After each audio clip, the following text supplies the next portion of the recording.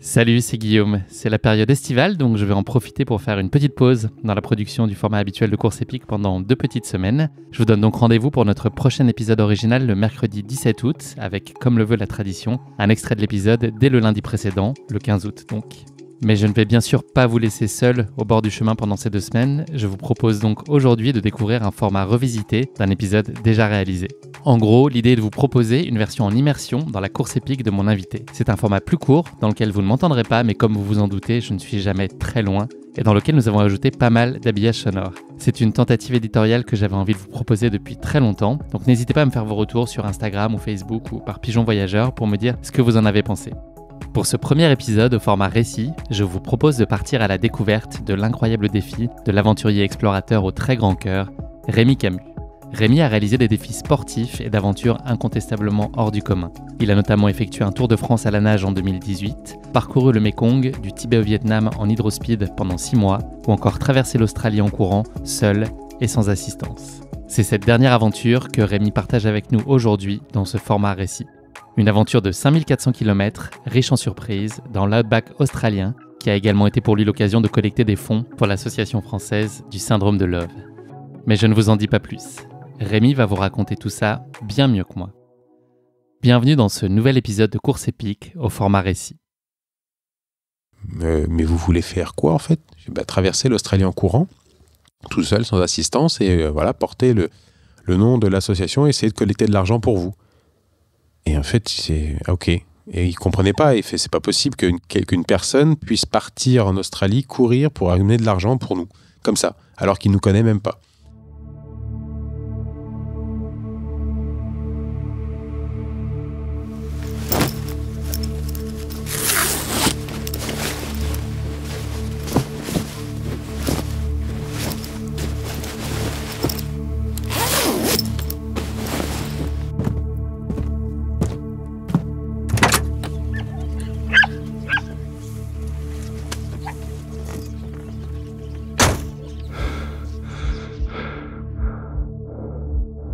Tant que le mur est loin devant, tu te dis on a le temps. Puis un jour le mur en fait, il est juste devant ton nez et là tu te dis merde, mais là faut y aller quoi en fait. Maintenant il n'y a plus de chemin, il n'y a pas de ça sera demain, ça sera dans 1 heure, ça sera dans 10 minutes, c'est maintenant. La décision que tu vas prendre fera que l'aventure se lance tout de suite. Et Paul qui était juste à côté de moi voit à travers mon regard que je suis un peu perdu, je sais pas comment prendre cette décision et il me dit You know what, mate? I would just sit down there and when you're ready, just raise your hand. Il me dit je me mets là-bas, je m'assois sur le trottoir avec son petit chien et quand t'es prêt, tu lèves la main et puis c'est parti. Et donc je me retrouve sur le trottoir accroché avec ma remorque et en fait ce que je fais c'est que je fais un gros flashback comme si on prenait les cassettes. Alors pour les jeunes qui nous écouteront, vous n'allez pas savoir ce que c'est, mais pour les plus anciens, on mettait 2 crayons à l'intérieur pour rembobiner la cassette. Et bien c'est un peu ça. Je rembobine la cassette, mais à fond la caisse. Et en fait, ça me refait tout le fil de mon aventure du jour où je l'ai dit à ma maman en descendant les escaliers. J'ai une idée, je vais traverser un pays en courant, à comment construire une remorque, quel pays, où je vais aller, les aborigènes, comment on obtient les autorisations, la préparation, le matériel, etc., jusqu'à arriver au jour J et de me dire t'es prêt. Je sais pas si t'auras pensé à tout, mais en tout cas, t'as tout mis en œuvre de ce que tu imaginais de ce projet, tu l'as réalisé. Maintenant, la seule chose que tu as à faire, c'est de mettre un pas devant l'autre. Et j'ai eu, je pense, je pourrais pas te dire si c'est vrai ou pas, mais j'en suis presque persuadé. J'ai eu une pensée particulière pour ma maman et mon papa de me dire j'y suis et je vous promets je rentre vivant, vous inquiétez pas, je fais pas le con, le but c'est pas de rentrer dans une petite boîte, je pense à vous inquiétez pas, votre fils il va bien. Et une fois que j'ai fait ce petit fil dans ma tête, je m'étais plus ou moins rassuré, je me suis dit voilà, c'est sûr que la préparation elle est pas parfaite à 100%, d'ailleurs il n'y a aucun projet qui est parfait à 100%, ça n'existe pas, il y a forcément des problématiques, des choses auxquelles on n'a pas pensé et puis des aléas, et c'est ça qui fait que l'aventure est intéressante. Et du coup, je me suis posé, j'ai tourné la tête, j'ai regardé Paul et je lui ai dit « Paul, see you, mate ». Et j'ai fait le premier pas et ça a été une libération. T'imagines même pas ce moment où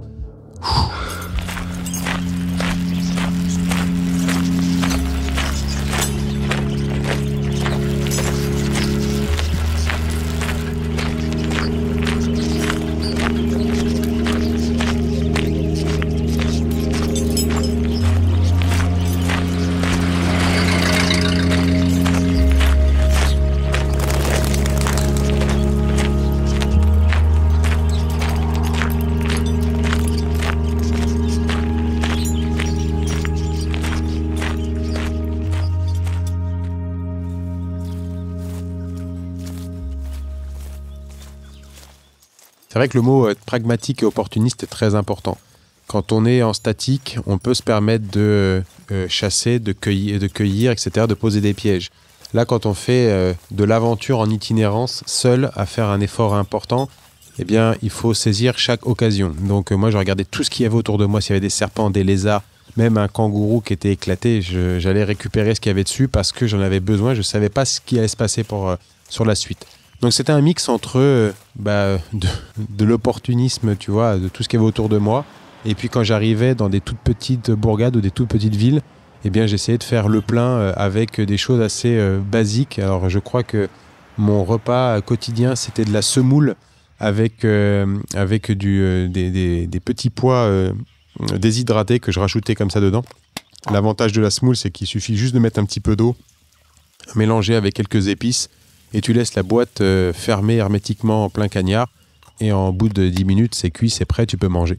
Donc, c'était un mélange de tout ça, et ça m'a permis d'avancer, certes pas forcément comme je le souhaitais, parce que j'ai quand même perdu une douzaine de kilos sur l'Australie. Ça a été vraiment très très intense. Je dirais pas que j'ai eu des carences, parce que j'ai toujours réussi à avancer et à atteindre mon objectif. Je chargeais beaucoup plus mon eau, je mettais beaucoup de sel à l'intérieur de mon eau pour compenser avec les pertes des sels minéraux que je pouvais avoir. Je mettais un petit peu de sucre également, mais ça m'a pas trop perturbé. La peur est omniprésente et elle m'a toujours aidé dans mes choix. En Australie, par exemple, lorsque j'ai dû aller chasser un brown snake, donc c'est l'un des serpents les plus dangereux sur Terre, quand tu dois aller chasser un serpent, moi je partais toujours au principe où tous les serpents sont mortels. Comme ça, au moins, tu sais, c'est pas « Ah oui, mais il avait les écailles comme ça, on m'a dit que... » Non, on s'en fout ça. Quand ils mordent, on s'en fout. Ils peuvent être mortels.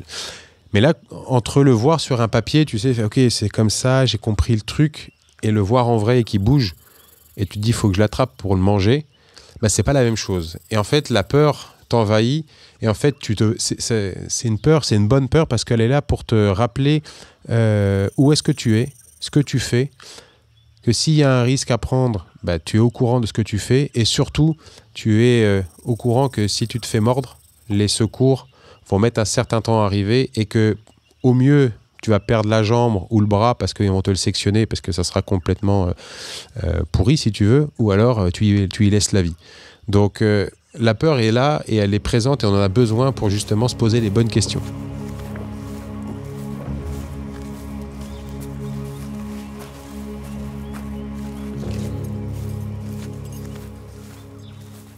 Alors pour moi, les journées, elles se répètent pas du tout, parce qu'elles se répètent sur le fait, tu te lèves, etc. Et en fait, ça devient mécanique et ça devient agréable, parce que t'as pas besoin de penser à tout ce que tu dois faire. Ok, je me lève, je rends. Si tu veux, les premiers jours, plier la tente, ranger, pacter, partir, il me fallait 30-35 minutes pour faire tout ça, et après le temps de manger.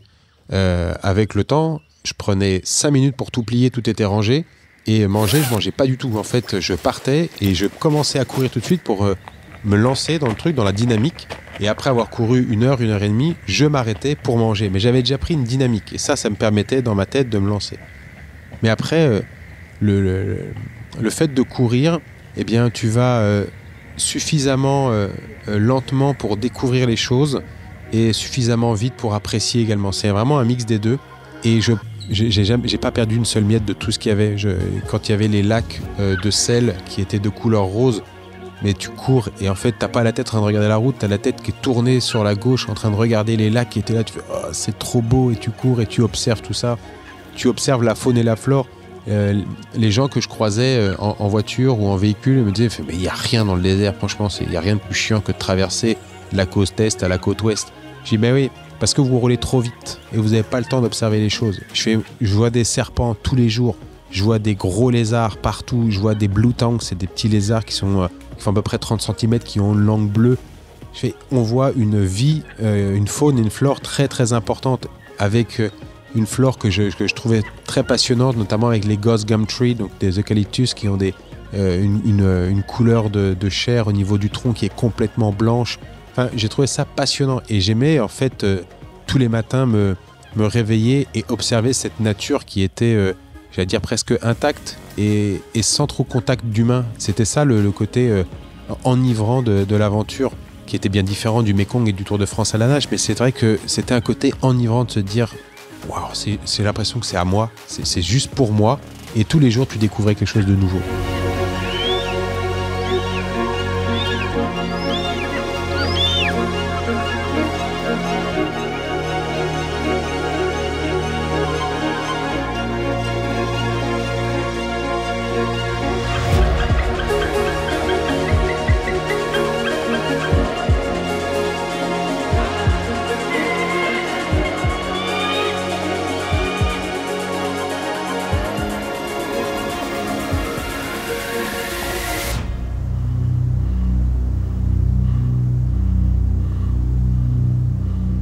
J'ai eu un tout petit moment de lucidité au moment où j'étais vraiment dans le mal, après 4 jours sans boire.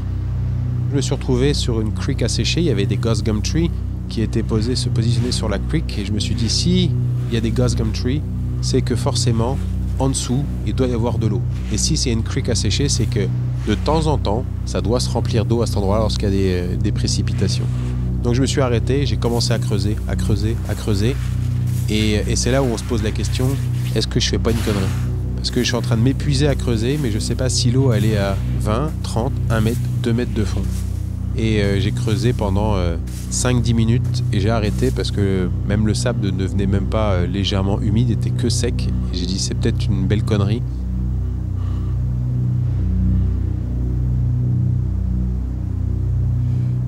J'ai posé ma caméra sur un petit trépied, j'ai pris une photo.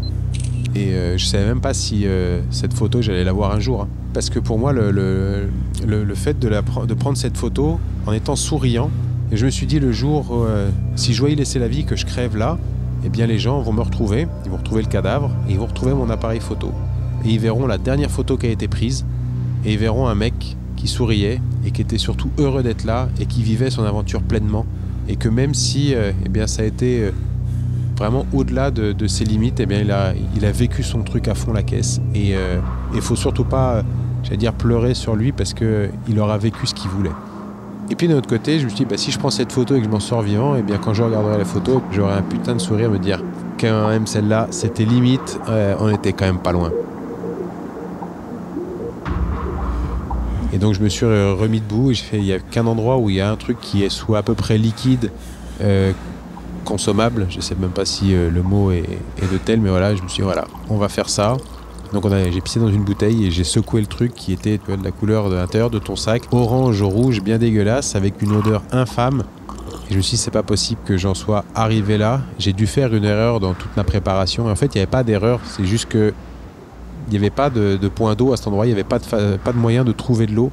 Et donc tu te retrouves à devoir consommer ton urine et c'est là où ça m'a vraiment bouleversé et de me dire, voilà, si ça m'a affecté sur ma traversée des gens, c'est toute leur vie qui doivent se battre pour avoir un accès à l'eau. Et ça a été le moment où je me suis dit, mais qu'est-ce que je fous là, bordel? Mais tu serais quand même pas mieux tranquillement à la maison. Mais comme je le dis très régulièrement à beaucoup de personnes, quand on fait un voyage, et généralement, même qu'il soit seul ou accompagné, alors forcément accompagné, il y a plus de liens, il y a le mot partage encore plus fort, mais on se souvient des bons moments et on en sourit. Et généralement, des mauvais moments, on en rigole, parce que le bon moment a toujours été quelque chose d'important, parce que c'est ce qui permet de créer l'histoire. Donc, quand des gens partent à l'aventure, ou ils veulent partir en voyage, en Amérique latine, en Afrique, en Asie, peu importe, ils me disent, bon, je m'en vais, et je leur réponds simplement, eh bien, je te souhaite que des emmerdes.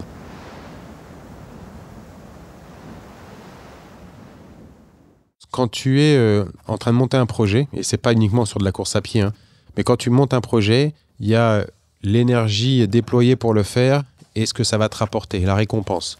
Si l'énergie déployée est beaucoup plus importante que la récompense, à mon avis, tu vas dans le mauvais sens. Et en fait, dans la vie, il y a 2 choses que tu pourras jamais gagner et avoir dans l'autre sens, c'est l'énergie et le temps que tu y consacres.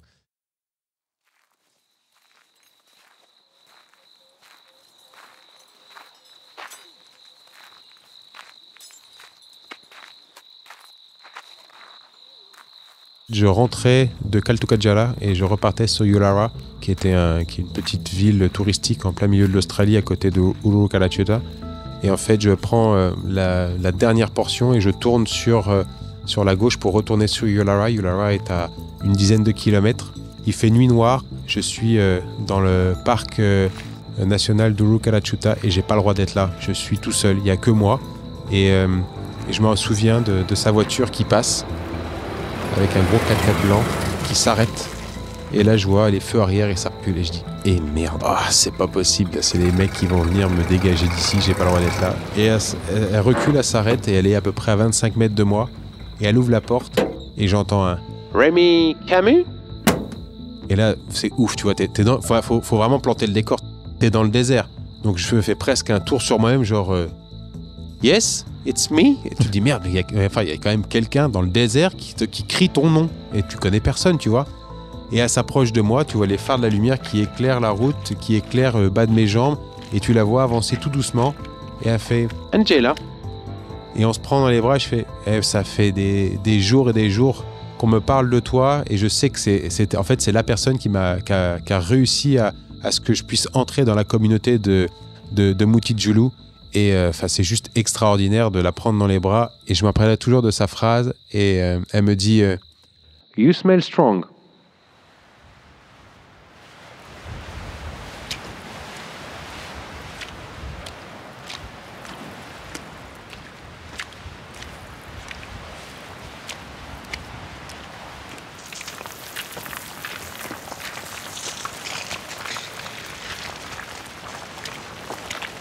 Tu es dans une île-continent qui fait 14 fois la taille de la France.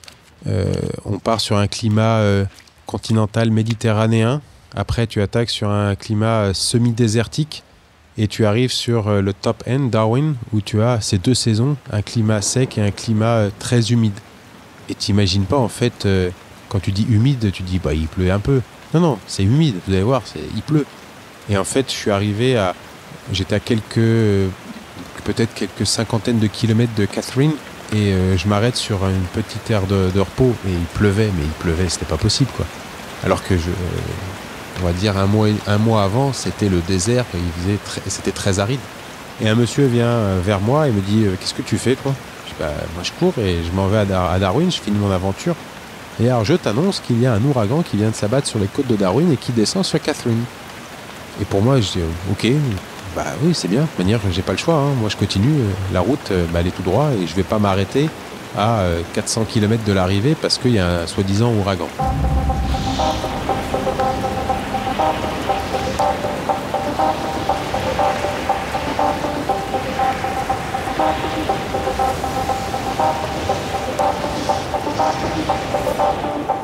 Sauf que je savais pas ce que c'était, moi, courir sous un ouragan. Et quand tu te retrouves à avoir des fois 1 mètre de flotte dans le ravin sur le côté, ou quand la creek asséchée qui passe sous le pont se trouve normalement à 15 mètres sous le pont, et tu vois le pont qui est arraché parce que l'ouragan est extrêmement violent. La liaison entre Catherine et Darwin de la ligne de chemin de fer a été arrachée par les précipitations. Donc tu te rends compte qu'on n'est pas dans un film, c'est la vie, c'est vrai, tu es en train de le vivre vraiment. Et j'avais juste la trouille que la remorque que mon père m'avait construite, que ça soit un sous-marin. Je fais le but, c'est que je cours, c'est pas que je nage. Et pas mal de personnes se sont arrêtées pour me demander mais arrête, là c'est extrêmement dangereux. Monte avec nous, on t'emmène, on te dépose plus loin. Et j'ai toujours refusé. Je fais non, j'en ai pas bavé jusque-là pour arrêter à 300 km de l'arrivée. Et donc j'ai fini mon aventure, j'ai réussi à passer Catherine et à gagner tout doucement Darwin. Et l'ouragan s'est estompé en arrivant à environ 50 km de Darwin. Et tu retrouves une végétation très fournie, très chargée, avec plein d'animaux, avec des petits poissons qui sont dans les creeks, alors que normalement, il n'y a pas âme qui vive. Tu te dis, mais ça vient d'où tout ça? C'est extraordinaire, tu vois que la nature est bien faite. Et ça a été un très gros contraste pour moi et une grosse problématique pour ma maman, qui a été un gros soulagement quand je suis arrivé à Darwin. Parce qu'elle qui m'appelait tous les 3-4 jours pour me dire est-ce que ça va, est-ce que tout va bien, est-ce que tu gères? Eh bien, le dernier appel qu'elle a eu de moi, c'était 6 jours avant d'arriver à Darwin. J'étais sous un hangar parce que j'arrivais pas à m'abriter. Il y avait des vents violents et je devais tenir ma remorque pour pas qu'elle s'envole. Et je me suis mis sous un hangar avec des tôles qui bougeaient dans tous les sens. Je dis, je vais essayer de passer la nuit ici, on verra bien. Et j'ai pris mon téléphone satellite, j'ai appelé ma maman et je lui ai dit Je me suis arrêté pour la journée, je vais passer la nuit ici. Et ma maman qui était pas forcément au courant de tout ce qui se passait, mais qui regardait la chaîne météo un peu trop souvent, me dit Rémi, aux informations, il parle qu'il y a un ouragan qui est en train de s'abattre sur les côtes de Darwin, t'es au courant? Et je lui dis oui maman, je sais, il est au-dessus de ma tête en ce moment même.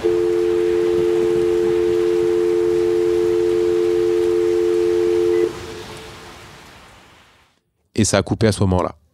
Il y avait 6 jours. Et j'ai essayé de la recontacter pour lui dire t'inquiète pas. Et j'ai jamais réussi à avoir un signal pendant 6 jours.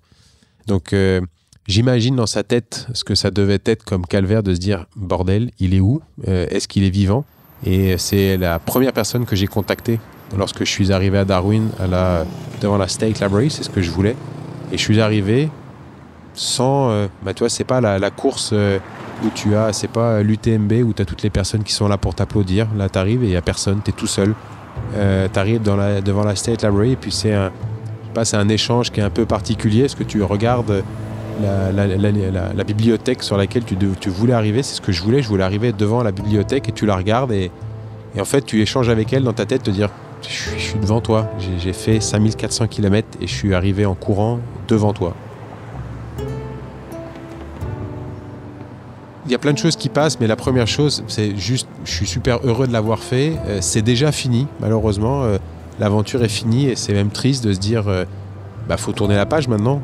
Il y a la suite, il faut dérouler la suite. Et après, on revient très rapidement à la réalité de se dire, vite, il faut appeler quelqu'un. Et là, il fallait que j'appelle ma maman très rapidement pour lui dire, maman, tout va bien, il n'y a pas de souci. Et j'ai appelé avec le téléphone satellite. Et je crois qu'il y a eu une tonalité. Ça a fait un tut. Elle a décroché tout de suite. Il devait être 3h du matin en France. Et j'avais l'impression qu'elle était réveillée, qu'elle ne bougeait pas, qu'elle avait le téléphone sur l'oreille. Et je lui dis, maman, je viens d'arriver, je suis à Darwin, je suis en vie, tout va très bien. Et elle m'a dit, je suis heureuse, ça va, profite, je te laisse, je dors. Et ça s'est terminé comme ça.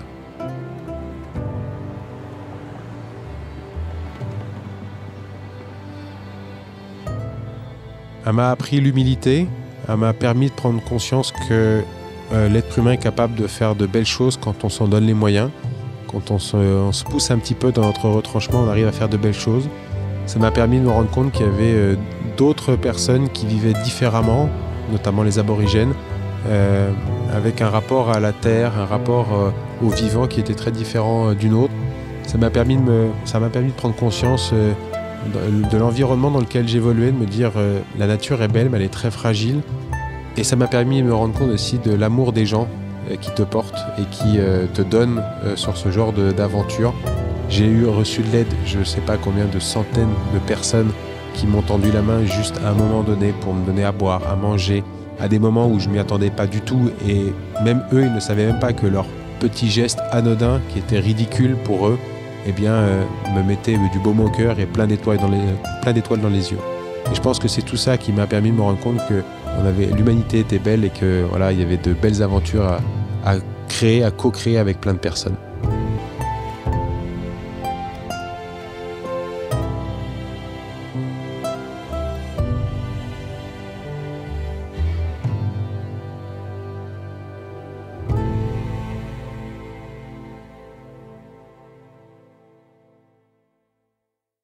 Merci à tous d'avoir écouté cet épisode.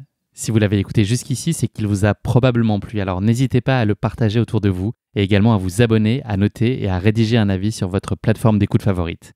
C'est essentiel pour que Course Épique soit mise en avant et puisse ainsi continuer à se développer. Cela ne vous prendra que quelques secondes et ça change beaucoup de choses pour le podcast. Merci encore infiniment pour votre soutien et pour votre fidélité et je vous dis à très bientôt pour une nouvelle Course Épique. Évidemment.